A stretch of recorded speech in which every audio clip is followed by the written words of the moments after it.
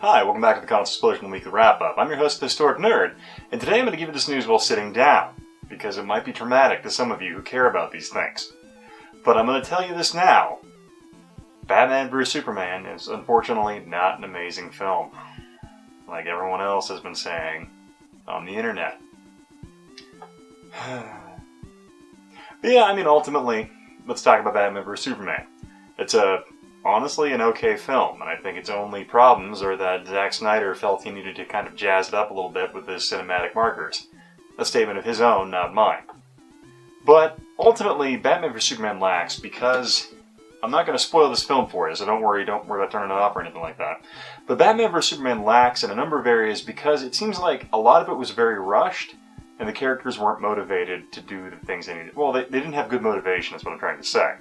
So Batman vs. Superman kind of becomes this convoluted mess because they're introducing you to so many characters so quickly, you don't have an opportunity to get to know them, or have any real development for what their plan is, or their motivations as to why they're doing what they're doing. So, Batman vs. Superman is a 2.5-hour movie that ultimately the first hour is really boring. Like, kind of actually really slow, because it's just trying to set things up, and it doesn't want to rush any of these things it's trying to build to. But ultimately, I would say the film is dark. Not thematically, but visually dark. Like, they needed to adjust the brightness a bit, because for whatever reason, the entire film...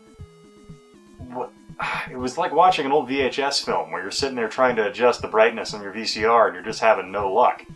And that's like the entire film of Superman vs. Batman.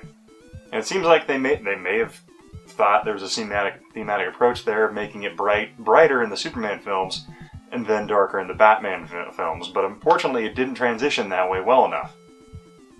But, alright, now that we've kind of wrapped around about that, one thing that is positive is that even though the reviews are terrible for the film, it still managed to rake in about $85 million on the opening weekend, so that means it's probably going to move on its way to becoming a profitable film, whether or not it's good or not. I just thought, honestly, it's okay.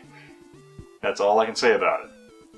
But moving on to the next thing, several leaked photos came out about the Nintendo NX, their next generation system that they're going to have compete directly with the Xbox One and PS4.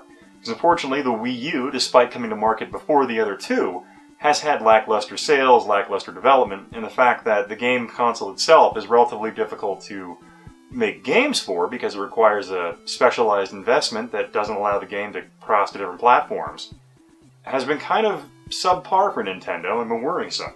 But Nintendo, through their management style and the way they dominated the market for the last 20 years, has entitled them to have an ability where they can hemorrhage money, about $146 million a year, and still continue that for a very long time. So Nintendo has the luxury of time.